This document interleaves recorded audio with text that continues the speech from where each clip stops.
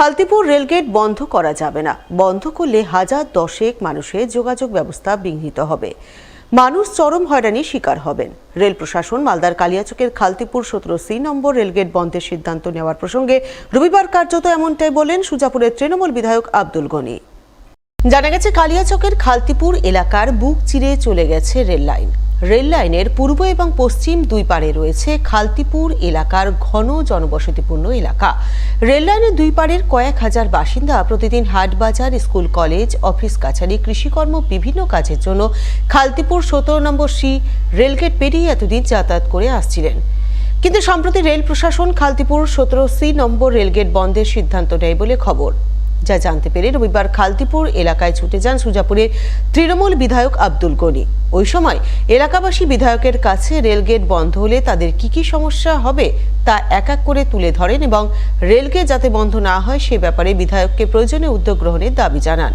এলাকাবাসীর সঙ্গে কথা বলে বিধায়ক আব্দুল গনি সংবাদ মাধ্যমের মুখোমুখি হয়ে বলেন, খালতিপুর রেলগেট বন্ধ করা যাবে না। বন্ধ করলে হাজার দশেক মানুষের যোগাযোগ ব্যবস্থা বিঘ্নিত হবে, মানুষ চরম হয়রানির শিকার হবেন। তাই এই ব্যাপারে তিনি রেল প্রশাসন সহ রেলমন্ত্রীর সঙ্গে কথা বলবেন। এটা হচ্ছে সেন্ট্রাল গেট রাস্তার, এটা বন্ধ করা যাবেই না এবং এখানে বন্ধ খুলে 10,000-20,000 লোকের জিনিস যাতায়াতের ব্যাপারটা বিঘ্নিত হবে। এখানে সামনে এখান থেকে রোজ স্কুল, কবরস্থান, মসজিদ, বাজার সব আছে।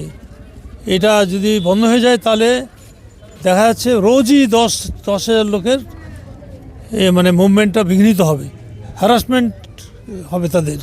সেই জন্য এটা বাইপাস রাস্তা এনএজির সঙ্গে কানেক্টেড আছে এবং আরও বিভিন্ন ইম্পর্টেন্ট রাস্তার সঙ্গে কানেকশান আছে। এটা দিয়ে অ্যাম্বুলেন্স সব কিছু পাস হয়। হ্যাঁ, এই রাস্তা বন্ধ করা যাবে না।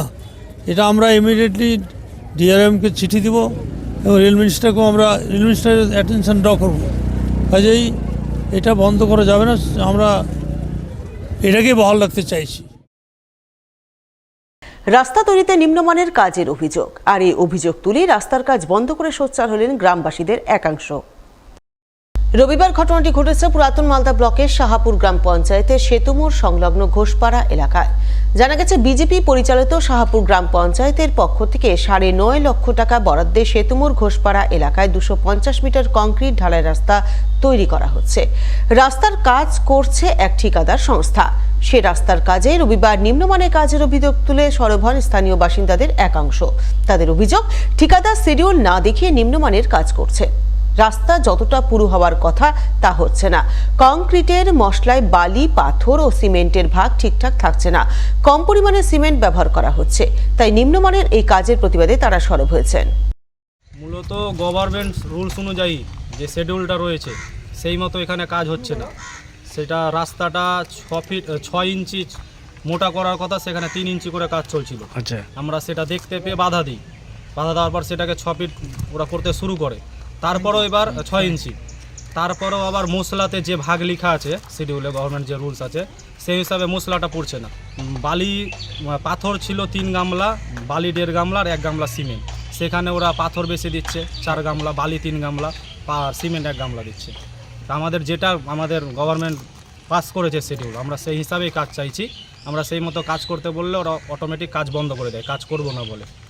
আচ্ছা, এখানে এসছি, এক জায়গায় জড়ো হয়েছি যে আমাদের গভর্নমেন্ট যে শিডিউল পাস করেছে সেই শিডিউল অনুযায়ী আমরা কাজ চাইছি। যদিও ঠিকাদার সংস্থার প্রতিনিধির বক্তব্য, রাস্তা 8 ফুট চওড়া হওয়ার কথা, সেখানে 10 ফুট চওড়া হচ্ছে, তাই থিকনেস একটু কম করা হয়েছে। তবে তিনি শিডিউল মেনেই কাজ করছেন। থিকনেসটা হচ্ছে না, কারণ রাস্তাটা আছে 8 ফিট চওড়া আছে, 8 ফিট চওড়া আছে। রাস্তাটা আছে আমার 600 স্কোয়ার ফিট রাস্তা আছে। সেখানে রাস্তাটা আমি করছি 700 স্কোয়ার ফিট রাস্তা করছি।